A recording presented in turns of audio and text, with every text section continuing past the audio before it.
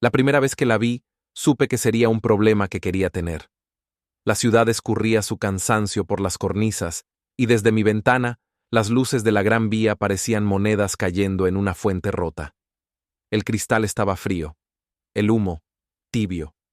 No era noche para promesas, pero las promesas no me piden permiso. En el piso de la galería privada, el mármol reflejaba el dorado de las lámparas como si el suelo hubiera aprendido a mentir. Lluvia afuera, jazz lento adentro, silencio caro. Y ella, caminando hacia el Rembrandt, que nadie debía saber que estaba allí, con un paraguas cerrado en la mano como si fuera un arma que se guarda solo por cortesía. Dijo que se llamaba Elena Duarte, restauradora de obras en museos que fingen ser templos. La habían recomendado por sus manos, firmes, discretas, sin vibraciones. Pedí 2 copas. No por sed, por ritmo. El cristal chocó con esa modestia de película antigua, y yo la dejé hablar. Las voces cuentan verdades cuando creen que están describiendo colores. Ella miró el craquelado, mencionó barnices oxidados, temperaturas ideales, lapsos de reposo. Yo la escuché con la paciencia de quien ha aprendido que los mejores secretos viajan en voz baja. Tenía un lunar pequeño, cerca del pómulo derecho, el tipo de detalle que no se olvida si sabes cuánto puede costar olvidar. A veces la pintura oculta más de lo que protege, dijo. Lo que fue retocado para que nadie lo vea, suele pudrirse primero. Pensé en hombres, pensé en mí, pensé en la cruz del cuadro, apenas insinuada bajo el barniz, como una culpa que todavía cobra intereses. Me preguntó cuánto tiempo quería que se quedara trabajando en mi colección. Dijo, colección, con un respeto que no sonó a miedo. En mi oficio, casi todos distinguen entre la belleza y el precio. Pocos distinguen entre el precio y la factura. Ella sí. No apartaba la mirada como las mujeres que calculan escapar antes del amanecer, ni me retaba como las que creen que un jefe es solo un hombre con 2 sombras. Me observó como se observa una grieta. ¿Es superficial o sostiene el edificio? No suelo confiar el corazón, le dije sin sonreír.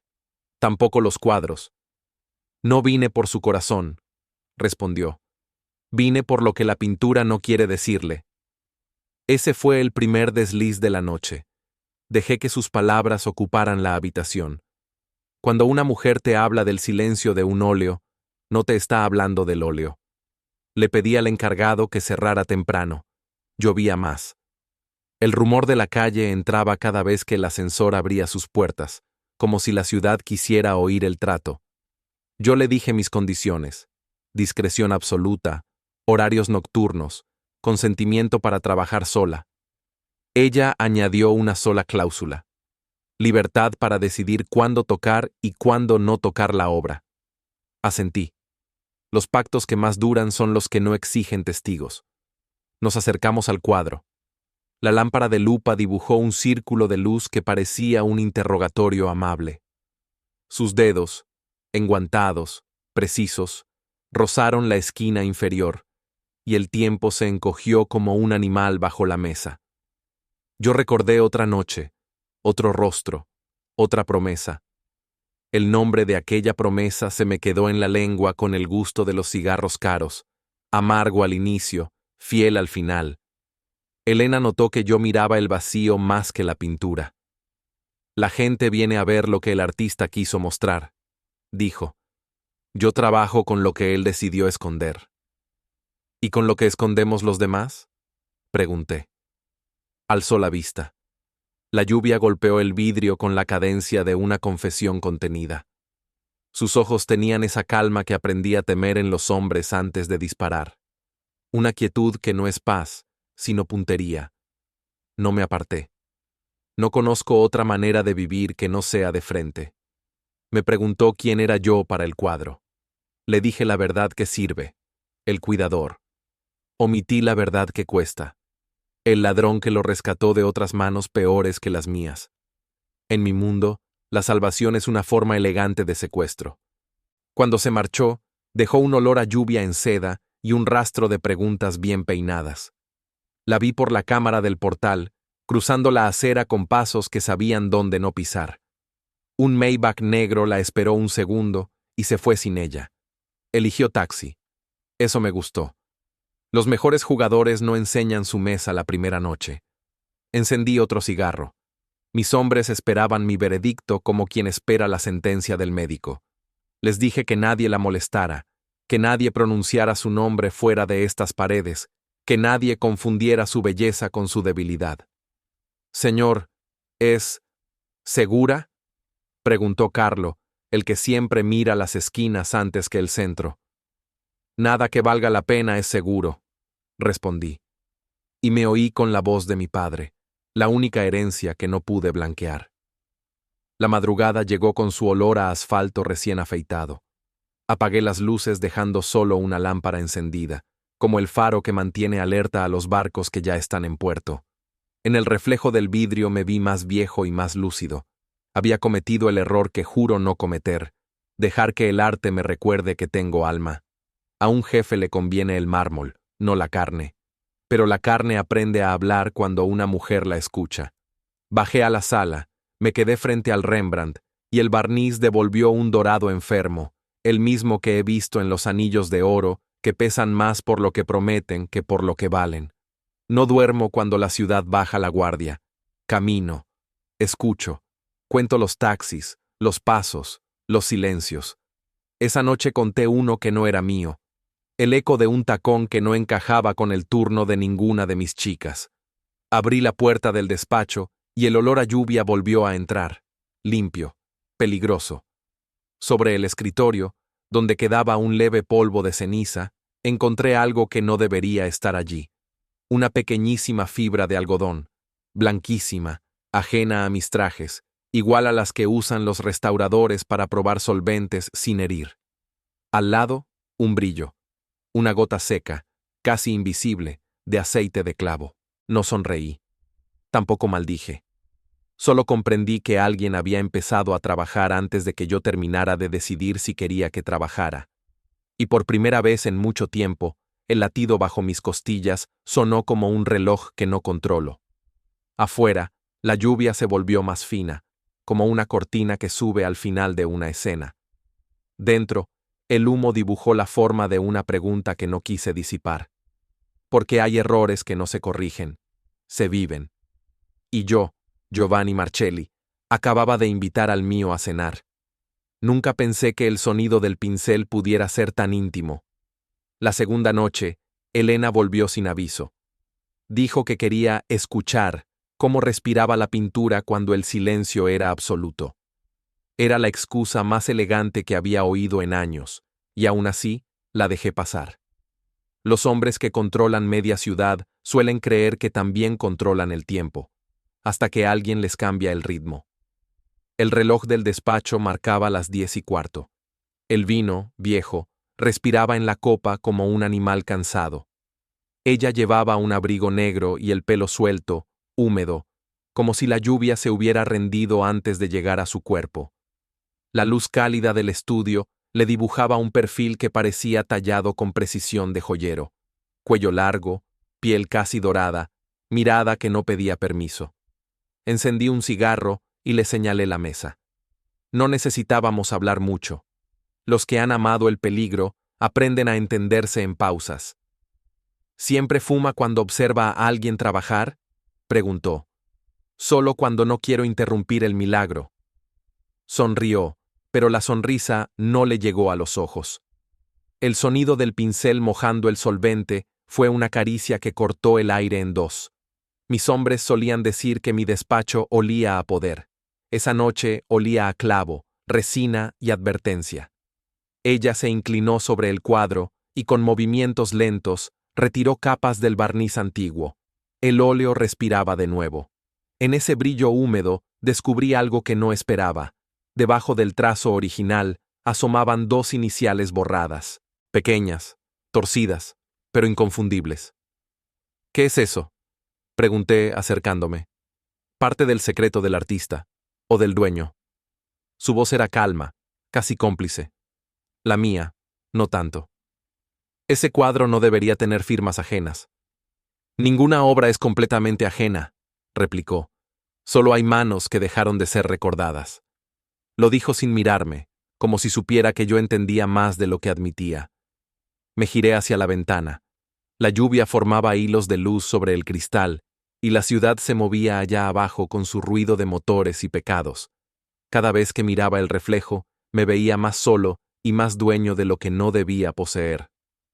¿Le gusta coleccionar lo prohibido, señor Marcelli?, preguntó de pronto. Me gusta conservar lo que nadie debería perder. Ella soltó el pincel, se limpió las manos con un paño y se acercó. ¿Y quién lo conserva a usted?, susurró. No supe si fue desafío o ternura. No supe si me hablaba de arte o de mí. Lo único que supe es que mi respiración cambió de ritmo, y eso no me pasaba desde hacía demasiado tiempo. Le ofrecí una copa. Bebió despacio, observando el vino como si pudiera leer el futuro en el reflejo. Dicen que el rojo intenso es el color del deseo, murmuró, pero también del arrepentimiento. Yo no me arrepiento. Aún no. Se apoyó en la mesa, el cristal del vino a punto de derramarse, el olor a barniz flotando entre los dos. Su pulso no temblaba. El mío, sí, apenas. ¿Sabe, Elena?, dije al fin. Mi padre solía decir que un hombre que confía en el silencio termina escuchando su propia ruina. Y sin embargo, usted vive rodeado de silencio. Ella tenía razón. En mis pasillos, los relojes no hacían ruido, y los hombres hablaban poco. Cada palabra tenía precio, cada verdad era un contrato. Pero en esa habitación, el silencio sonaba distinto. No era vacío, era promesa. La observé volver al cuadro. Su sombra se proyectaba sobre la tela, y durante un instante no supe quién de los dos restauraba a quién. En la esquina del lienzo, la mancha de solvente reveló algo más. Un fragmento de un rostro oculto.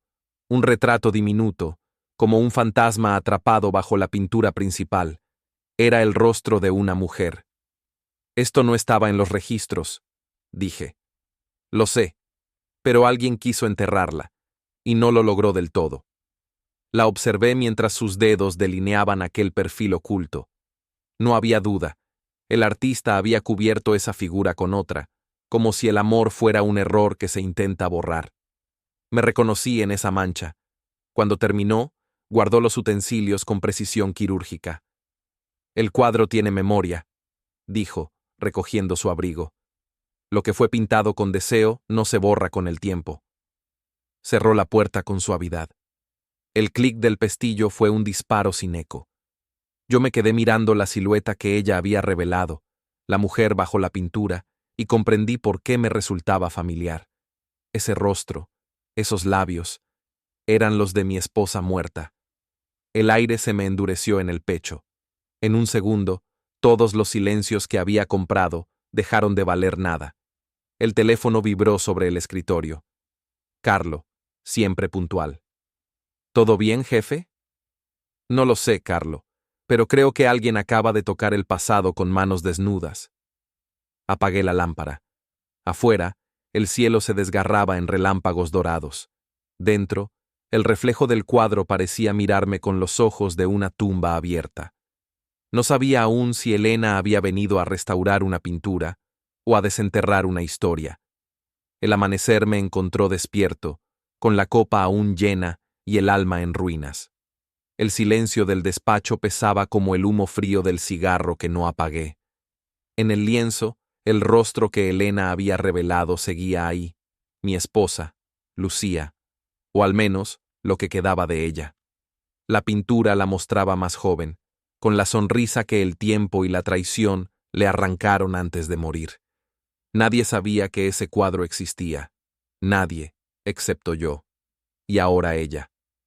Bajé a la terraza. El cielo estaba gris, como si Madrid se hubiera puesto de luto por costumbre. Desde allí, la ciudad se veía pequeña, sumisa, como un tablero que ya conocía mis reglas. Pero ese rostro en la pintura había movido una pieza que yo creía enterrada. Cuando Carlo apareció con su habitual puntualidad y su traje negro, no necesitó preguntar. ¿Fue ella?, dijo, sin nombrarla. Sí. ¿Qué hacemos? Nada. Carlo frunció el ceño. Eso no suena a usted, jefe. Exacto. Por eso lo haremos. Había aprendido que los enemigos más peligrosos no se matan. Se observan. Se dejan creer que tienen el control. Esa mañana, Elena regresó como si nada. Traía una carpeta de cuero y un olor distinto, mezcla de lluvia y perfume caro. Su mirada no tembló cuando me vio. La pintura respondió bien al solvente, dijo con voz profesional. Pero hay algo más bajo la primera capa. Necesitaré más tiempo. Todo el que necesite, respondí. La invité a desayunar en la terraza. El sol apenas se atrevía a salir. Ella probó el café, sin azúcar, sin prisa. ¿Cuánto tiempo lleva coleccionando obras prohibidas, señor Marcelli?, preguntó. Desde que descubrí que la belleza y el pecado comparten el mismo precio. ¿Y el amor? ¿También se compra? El amor es un préstamo. Siempre lo devuelves con intereses. Ella sonrió, pero en sus ojos había algo que no supe descifrar. Una tristeza antigua, o quizá una promesa que ya había roto. ¿Quién era ella?, preguntó de pronto. ¿Quién? La mujer en el cuadro. Alguien que olvidó cómo se huye del infierno. No insistió. Pero el modo en que bajó la mirada me confirmó lo que temía. No era curiosidad. Era conocimiento. Dejé que trabajara sola el resto del día. Desde el ventanal de mi oficina, la observé limpiar el lienzo con movimientos lentos, precisos. Cada trazo que recuperaba era una punzada en mi memoria. Recordé la última noche con Lucía, el olor a whisky, la pistola en el suelo, la sangre sobre el mármol blanco. Oficialmente, había sido un suicidio. Extraoficialmente, una advertencia. Elena levantó la vista y me encontró mirándola. No aparté la mirada. Ella tampoco. En esa fracción de segundo, entendí que ya no podía mentirme. No era casualidad que ella estuviera ahí. A la hora del almuerzo, bajé al despacho. Carlo me esperaba. Hice lo que pidió, jefe. ¿Y? No hay registro de ella antes de hace 4 años. Cambió de nombre en Lisboa. Antes se llamaba Elena Vargas. Ese apellido cayó como un disparo. Vargas. El apellido del hombre que traicionó a mi familia, el que le vendió información a los federales, el que causó la muerte de Lucía. La voz de Carlos se volvió un eco distante. ¿Quiere que la desaparezca? No. ¿No?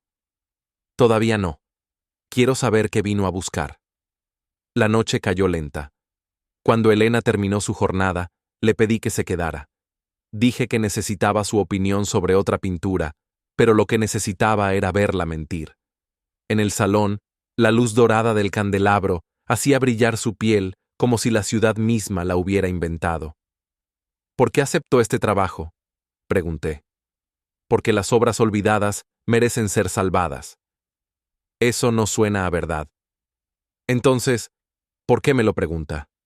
Su respuesta fue tan limpia que dolió. Me acerqué. Lo suficiente para oler el clavo en sus guantes, el vino en su respiración. Usted no es restauradora, le dije. Y usted no es solo un coleccionista. Durante un instante, no hubo tiempo, ni lluvia, ni ciudad. Solo el ruido del aire entre nosotros. Su mirada era un disparo que aún no había sonado. ¿Qué busca realmente Elena? Lo mismo que usted, susurró. Redención. Dio media vuelta, tomó su abrigo y se marchó sin esperar respuesta. Cuando la puerta se cerró, quedé solo con el eco de esa palabra. Redención. No la había escuchado desde el entierro de Lucía. Esa noche, abrí el viejo archivo de mi padre. Busqué entre los nombres que marcaban los años del fuego, aliados, enemigos, muertos. En la lista de 2008 encontré uno subrayado. Vargas, Arturo, informante, ejecutado. Y debajo, con tinta distinta, una nota manuscrita. Dejó una hija. Desaparecida. Apagué el cigarro. No hizo falta pensarlo más. Elena no había llegado a mi vida por azar.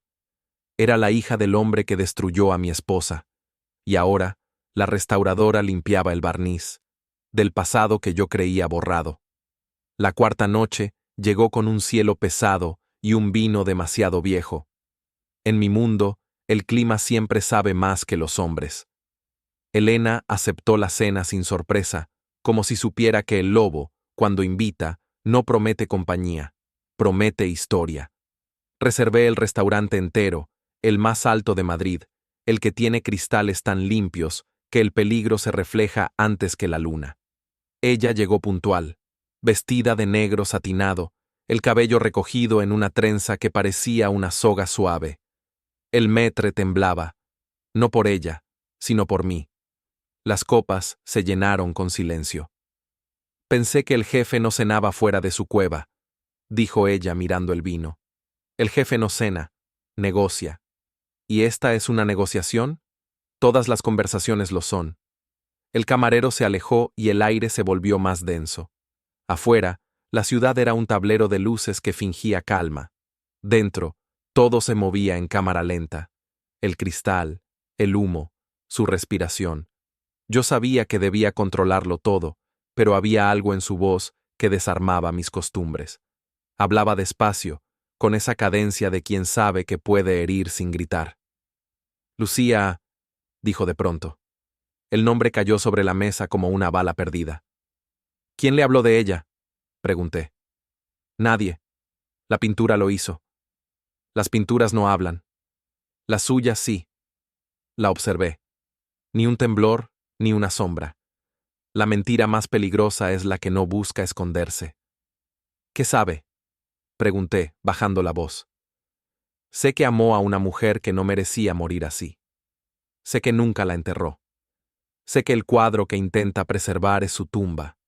El tiempo se detuvo. Afuera, un trueno estalló con la precisión de un disparo. ¿Qué quiere de mí, Elena? Dije al fin. Lo mismo que ella quería. La verdad. Mi mano se cerró sobre la copa, pero no bebí. La verdad mata más que el plomo. Entonces hágalo. Mátela. Pero no la oculte. Sus palabras me atravesaron más que cualquier bala. Había pasado la vida comprando silencio, y ahí estaba ella, regalando ruido. Usted no vino por arte, le dije. Vino por sangre. Toda restauración necesita sangre, contestó. La del que pinta o la del que mira. Por un momento, pensé en levantarme, en ordenar a Carlo que la siguiera, en hacerla desaparecer como a tantos otros. Pero la idea se deshizo antes de nacer, porque el fuego que había en sus ojos no era venganza, era pérdida, la misma que me despertaba cada noche desde hacía años. Mi padre, dijo de pronto, bajando la voz. Él no era inocente, pero tampoco el único culpable. El corazón me golpeó en el pecho. ¿Por qué me dice eso? Porque alguien más firmó su sentencia. Sus ojos me sostuvieron sin miedo. Quise mentir, quise negar, pero no lo hice. Ella lo sabía todo. Mi padre murió por orden suya, dijo. Traicionó a mi familia. Y usted mató a la mía. El silencio se volvió insoportable. El sonido de la lluvia en el vidrio era la única prueba de que el mundo aún seguía girando. Entonces, ¿qué hace aquí, Elena? Pregunté. Restauro lo que él destruyó. Su respuesta fue una daga envuelta en seda. Se levantó despacio, dejando el vaso medio lleno. No quiero su perdón, añadió. Quiero entender qué la mató, el amor o el poder. Cuando se fue, el eco de sus pasos quedó suspendido en el mármol. Nadie en la sala respiró hasta que la puerta se cerró. Carlo entró por la puerta lateral. ¿La seguimos, jefe? No. ¿Seguro? Seguirla sería admitir que la perdí. Encendí un cigarro. El humo subía despacio, igual que los recuerdos. Esa noche, por primera vez, miré el cuadro y vi algo que nunca había querido ver. El rostro de Lucía parecía cambiar bajo la luz. Había algo nuevo en sus ojos, una tristeza distinta, casi comprensión. Como si ella también esperara que la mentira terminara. Y lo supe. El secreto que Elena buscaba no estaba en mi colección, estaba en mí. Y si lo encontraba, no solo me destruiría, me haría sentir. Y eso, en el mundo de los jefes, es mucho peor que morir. La noche del vino tinto fue la más larga de mi vida. No por la hora, sino por el silencio. Elena regresó al día siguiente sin aviso. Vestía de blanco, como si el perdón existiera. Dijo que debía continuar con la restauración, que la pintura aún respiraba dolor. Mentía, y yo lo sabía, pero la dejé entrar. A veces, dejar pasar a un enemigo es la única forma de entender de qué está hecho. El estudio estaba oscuro, solo una lámpara de mesa encendida sobre el cuadro. Las partículas de polvo giraban lentas, iluminadas por un tono ámbar que parecía flotar entre nosotros. Ella dejó su bolso, se puso los guantes y comenzó a trabajar. Sus movimientos eran precisos, casi rituales. Yo la observaba desde el otro lado del escritorio, con el mismo cuidado con el que se observa un arma cargada. ¿Por qué no huyó?, pregunté, sin levantar la voz. Porque no me disparó cuando tuvo la oportunidad. Tal vez me gusta ver cómo se mueve el peligro antes de apagarlo. Entonces míreme bien, Giovanni. No pienso dejar de moverme. La tensión se volvió tangible. Podías cortarla con la hoja de una copa. Ella se acercó al cuadro, limpió una esquina y descubrió algo más. Una marca. Pequeña, oculta, como una firma disuelta en el pigmento. Era la inicial G. Mi inicial. ¿Qué significa esto?, preguntó. Significa que el artista sabía a quién pintaba. ¿O quién la mató? El pincel cayó. Yo di un paso al frente. El aire entre nosotros se rompió. Cuidado con lo que dice, Elena. ¿Y usted? ¿Cuándo va a tener cuidado con lo que siente? Nos miramos. Ni un parpadeo. Ni una palabra más. El mundo se redujo a 2 respiraciones y una sola mentira compartida. Entonces pasó. No recuerdo quién se movió primero. Tal vez fue ella. Tal vez fui yo. Solo recuerdo el sonido de la copa al caer, el cristal rompiéndose como el tiempo, su boca contra la mía.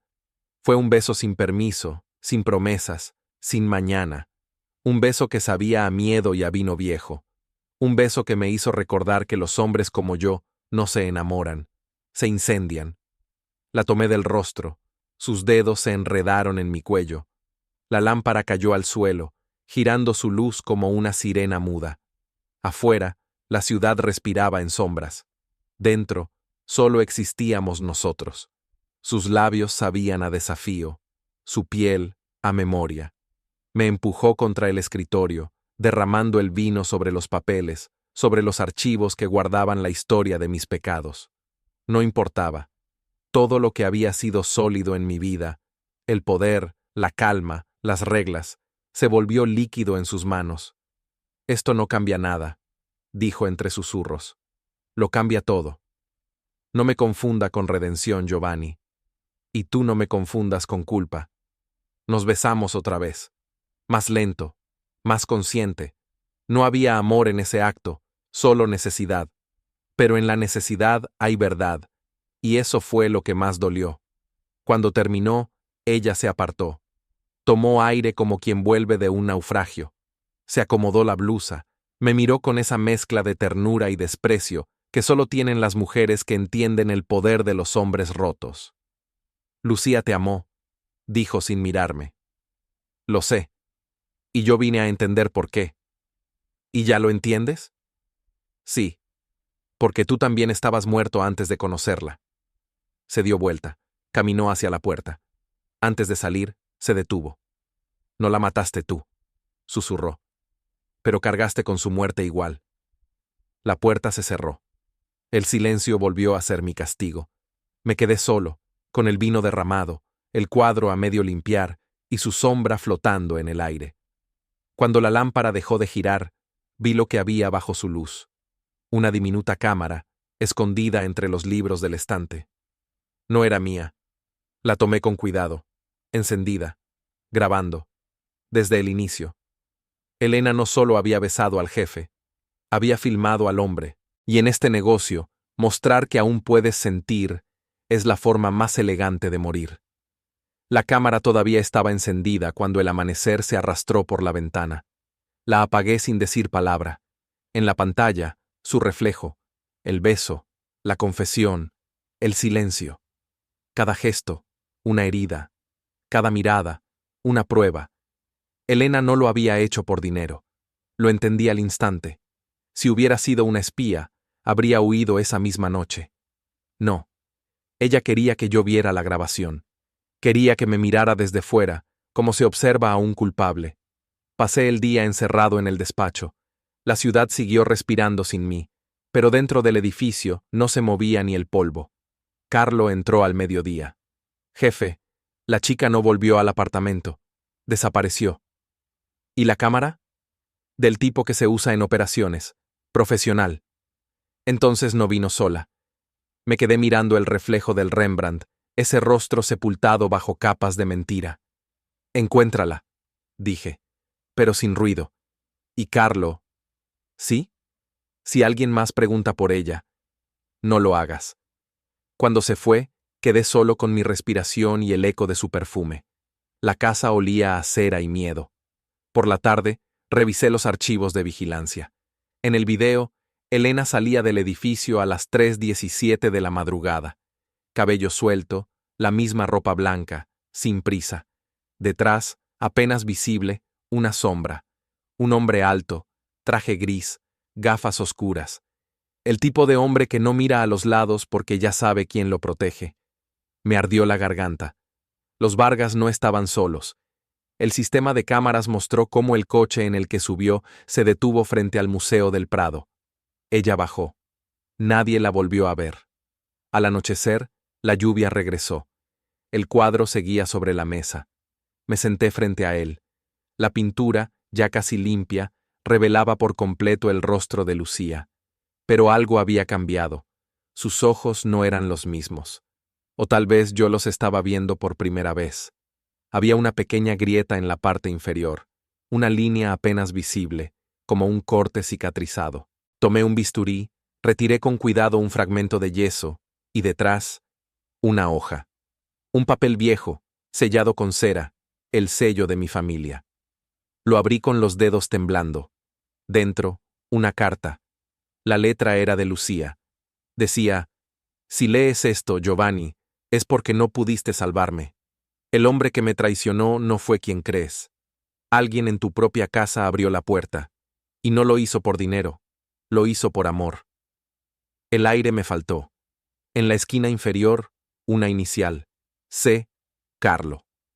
El sonido del trueno fue como un disparo del pasado. Durante 20 años, mi mano derecha había sido mi sombra, mi hermano en todo menos en sangre. Y ella, desde la tumba, me lo gritaba ahora. A medianoche, lo encontré en la azotea. Miraba la ciudad con la tranquilidad de los hombres que saben que todo tiene un precio. ¿Desde cuándo?, pregunté. Desde siempre. ¿La amabas? Más que tú. Sacó el arma, pero no apuntó. Me la tendió. Hazlo. Así podrás seguir siendo el héroe en tu historia. No disparé. No aún.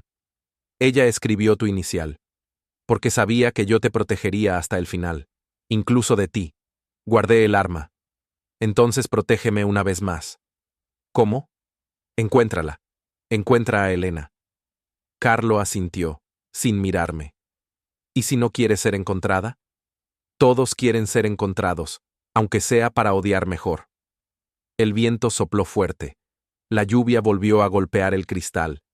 Él se fue sin decir más. Horas después, la llamada llegó. Una voz anónima, femenina, templada. Señor Marcelli, ella dejó algo para usted. ¿Dónde? En la galería, donde todo empezó. Colgué y fui. El lugar estaba vacío, salvo por la pintura restaurada en el centro del salón. Debajo, una nota. La verdad no se limpia, se revela. Y junto a ella, una memoria USB. La conecté. El video comenzó. Elena, sola, frente a la cámara, la misma noche del beso. Giovanni, cuando me tocas, siento el peso de 2 muertes, la de ella y la de mi padre. Pero también siento algo más. No vine a destruirte. Vine a entenderte. Si ves esto, ya sabrás la verdad. Y cuando lo sepas, el amor será lo único que no podrás controlar. La imagen se apagó. En la pantalla negra, mi rostro reflejado. Un hombre que lo había tenido todo, menos paz. No sé qué fue más real aquella noche: el cuadro que resucitó a una muerta, o la mujer que me enseñó que la redención puede tener perfume a clavo y sabor a traición. Y mientras el viento borraba los últimos rastros de lluvia, supe que ya no buscaba a Elena para castigarla. La buscaba para recordar que todavía era capaz de sentir. Y eso, en mi mundo, era la mayor traición de todas. El amanecer siguiente llegó lento, con un cielo del color de las cicatrices. Yo seguía en la galería, rodeado por la pintura, la carta y el silencio. El video de Elena aún brillaba en la pantalla apagada, como un eco que no sabe morir. Carlo volvió al mediodía. Había lluvia en su sombrero y cansancio en la voz. La encontramos. ¿Dónde? En la costa. Belmonte. Un hotel viejo, cerrado desde hace años. ¿Sola? No exactamente. Dejó una carpeta sobre la mesa. Dentro, fotos. Elena, entrando en el edificio. Otro hombre, esperándola en la puerta. Traje gris, gafas oscuras. El mismo del video de seguridad. ¿Quién es? Pregunté. No lo sabemos, pero lleva el anillo de Vargas. ¿Un hermano? Un hijo, quizá, o algo peor. El corazón me pesó como una pistola mojada. Prepara el coche, dije. Belmonte olía a mar y a pecado viejo. El hotel se alzaba entre la niebla como un recuerdo que se niega a caer. Entramos sin hacer ruido. El suelo crujía bajo nuestras pisadas. El lugar estaba vacío, salvo por el sonido del viento y una canción que venía desde el fondo del pasillo. Una radio vieja, sonando en un idioma que ya nadie hablaba.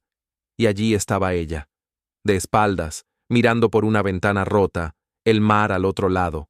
Vestía el mismo abrigo blanco, el cabello, suelto, como la primera noche. Giovanni, dijo sin volverse, sabía que vendrías. No me dejaste opción. Siempre tienes opción. Tú solo eliges la que duele. Di un paso, luego otro. El reflejo del mar se proyectaba en el suelo como una promesa que ya no existía. ¿Por qué estás aquí, Elena? Porque aquí murió mi padre. El aire se congeló.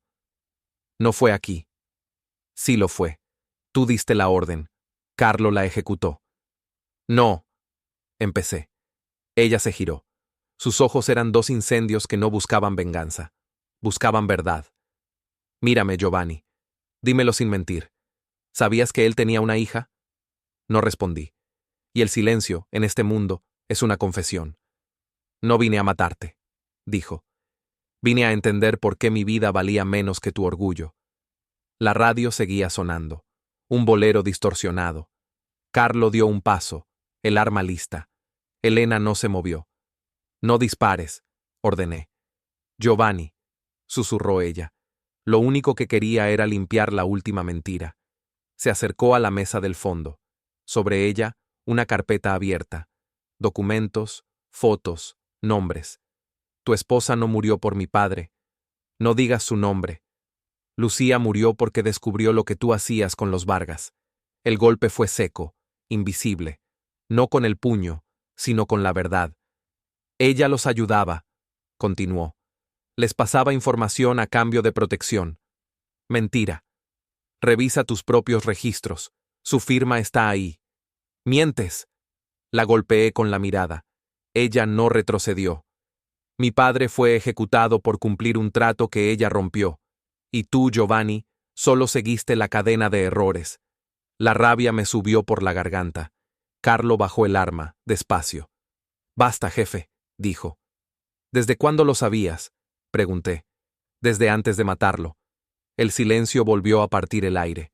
Todo era mentira. Todo. La lealtad, el amor, la culpa. Elena dio un paso más cerca. No busco tu perdón, Giovanni. Busco mi paz. Sacó algo de su abrigo. Un sobre. Lucía me escribió también, dijo. Lo dejó en las manos de mi padre antes de morir. Me lo tendió. Las letras eran iguales a las de la carta oculta en el cuadro. Temblé al abrirlo. Perdónalo, Giovanni. Perdónate. La tinta estaba desvaída, pero el golpe fue limpio. Lucía no me había odiado. Me había entendido. Y yo había matado por amor a una mentira. Las luces parpadearon. Carlos se movió, nervioso. Desde fuera, pasos, sombras, voces. Nos siguieron, dijo. Elena se apartó de la ventana. Ya no importa. Sí importa. No, porque ya no tienes nada que perder. La puerta explotó con el primer disparo. El cristal estalló.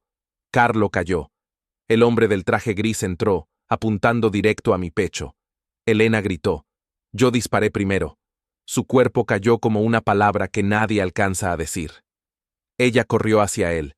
Lo abrazó, llorando. Era mi hermano, dijo entre sollozos. Y entonces entendí. Había matado otra vez a alguien que solo buscaba la verdad. La lluvia comenzó a caer dentro del hotel, mezclando sangre con mar. Elena se levantó, me miró con una calma imposible. Ya terminaste tu obra, don Giovanni. ¿Y tú? Yo solo vine a limpiar el color. Se fue, caminando entre los escombros. El viento apagó la radio. Y cuando quedé solo, comprendí que el amor, en mi mundo, nunca salva. Solo elige el orden en que destruye. El fuego bajo la lluvia empezó con un silencio.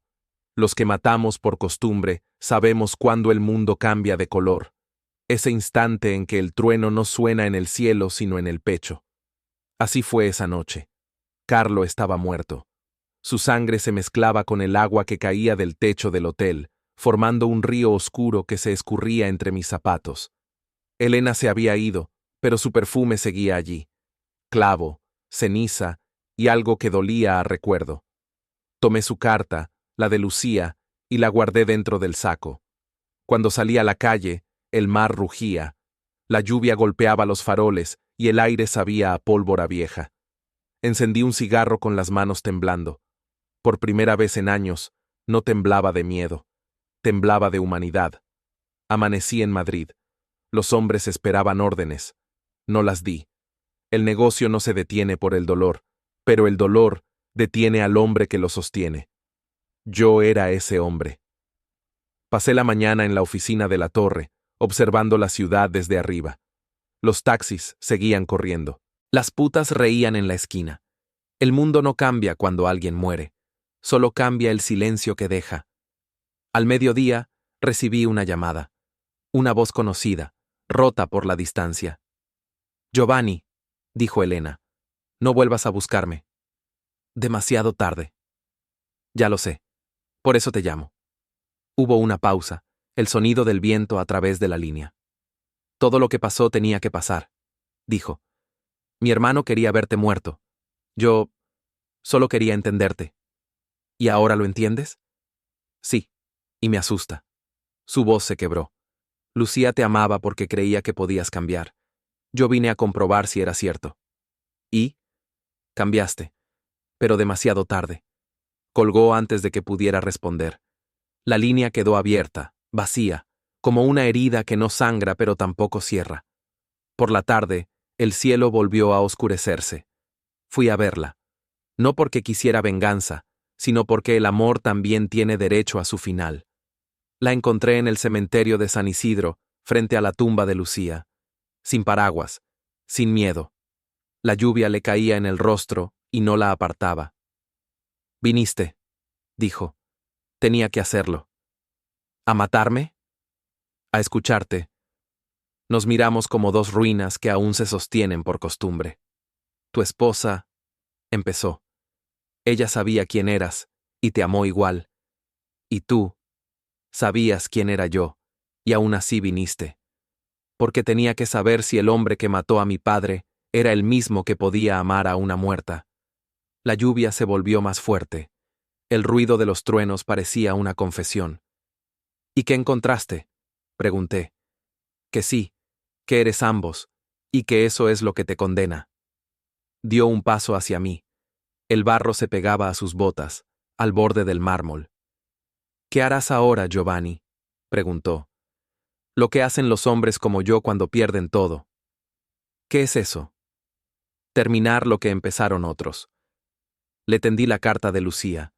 Ella la tomó, la guardó en el pecho, y por un segundo creí ver paz en su rostro. Una paz sucia, pero paz al fin. Lucía te perdonó, susurró. ¿Y tú? Yo no puedo, pero tampoco te odio. Su voz era un hilo delgado entre el ruido del agua. Giovanni, el mundo te teme porque no lloras, pero si lloraras, tal vez dejarías de matar. No sé hacerlo. Entonces aprende. Nos quedamos así, bajo la lluvia, sin tocar.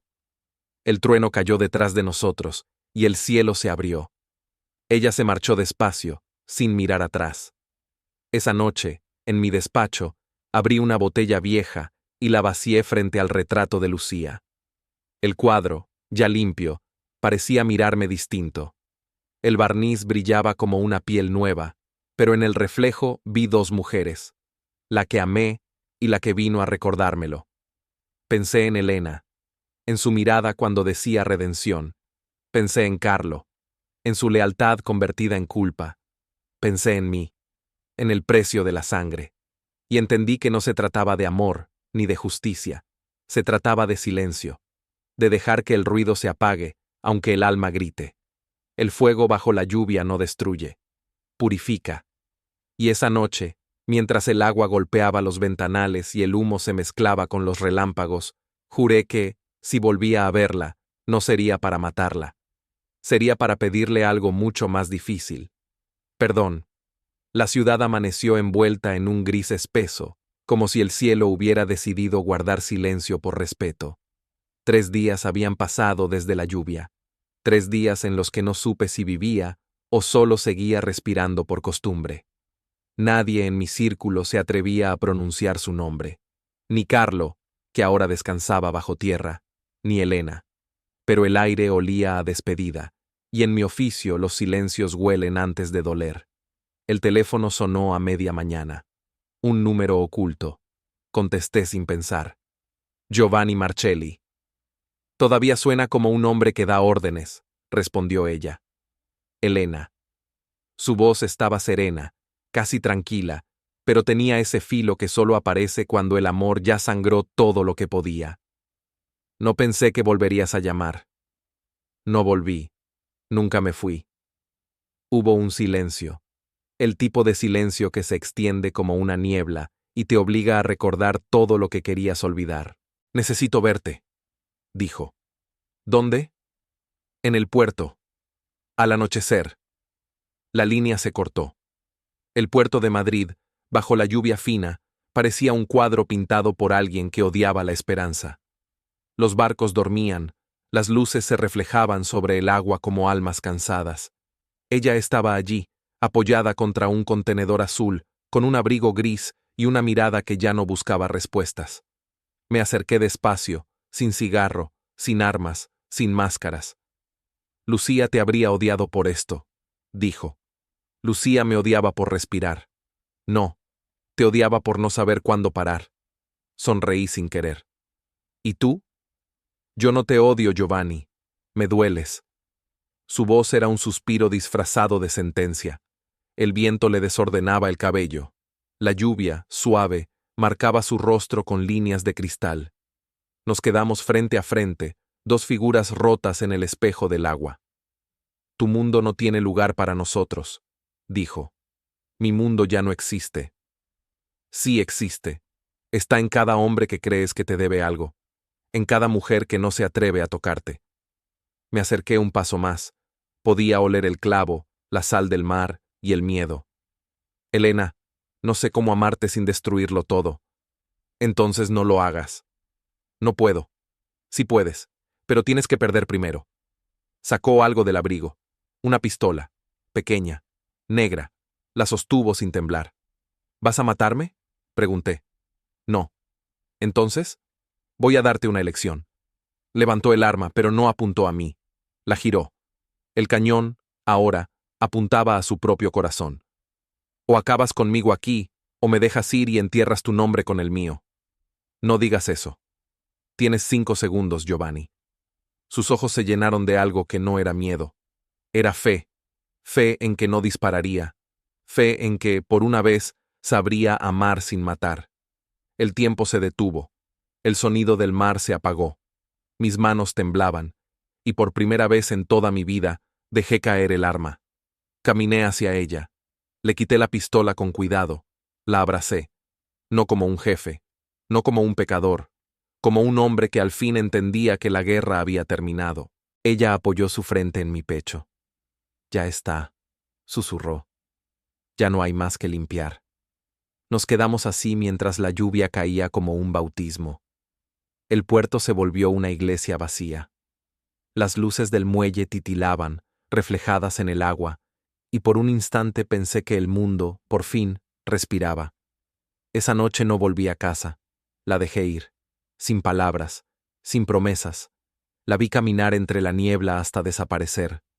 Cuando el sol salió, un nuevo cuadro colgaba en mi despacho, un lienzo en blanco. Nada pintado, nada oculto. El vacío, mi primera obra honesta. Y mientras el humo del primer cigarro del día dibujaba formas en el aire, comprendí algo que tardé toda una vida en entender. En el negocio del poder, uno paga con sangre. En el negocio del amor, se paga con alma. Y yo ya había saldado ambas cuentas.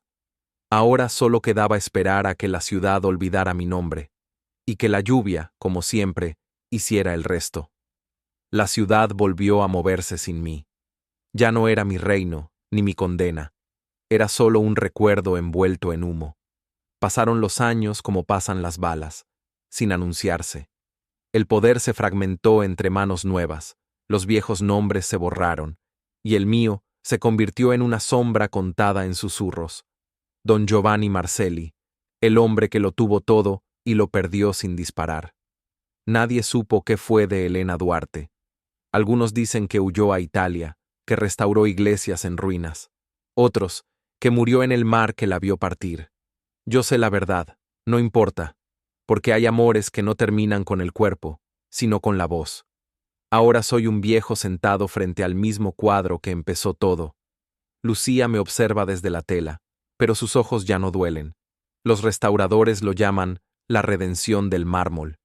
Yo lo llamo el precio de la memoria. Elena lo terminó. Sí, lo supe después. En el reverso, bajo el marco, dejó una nota. No se puede limpiar el amor sin borrar algo de uno mismo. Cada palabra suya era una confesión que no necesitaba respuesta. No la busqué. No podía. Porque a veces, el perdón no llega con abrazos, sino con distancia. Cada noche, salgo al balcón del ático. La ciudad ya no me pertenece, pero aún la escucho respirar. Los coches parecen plegarias en movimiento. Los faroles, velas encendidas en honor de los que no supimos vivir despacio. Pienso en Carlo, en su lealtad rota. Pienso en Lucía, en su fe ciega. Pienso en Elena, en su coraje de tocar una herida y llamarla arte. Y en mí, en el hombre que confundió el control con el amor, la culpa con el poder, el silencio con la paz. A veces, al amanecer, el reflejo del cuadro cambia. Lucía sonríe, y detrás de ella, apenas visible, una silueta nueva aparece entre las sombras de pintura. Cabello suelto, abrigo blanco. Elena, su mirada fija en la mía. No reprocha, no perdona, solo está. Y entiendo que algunos fantasmas no vienen a asustarte, sino a recordarte que aún respiras. Si cierro los ojos, puedo escuchar su voz. Giovanni, ¿lo harías diferente? Y yo respondo sin miedo. No, pero esta vez, amaría más lento. El humo del cigarro se eleva. La noche vuelve a cubrir Madrid con su manto de oro sucio y azul profundo. La ciudad late, indiferente, hermosa, letal. Y mientras las luces de los autos se disuelven en la lluvia, pienso en la única verdad que me queda. En el mundo de los jefes, todos temen a la muerte. Pero lo que realmente mata es el primer instante en que te atreves a sentir. Porque al final, no fui don Giovanni, el jefe. Fui el hombre que amó 2 veces y sobrevivió para contarlo. Y en esta historia, mi historia, la redención no vino del cielo, vino de ella. Elena Duarte, la mujer que restauró mi pecado hasta dejarlo limpio.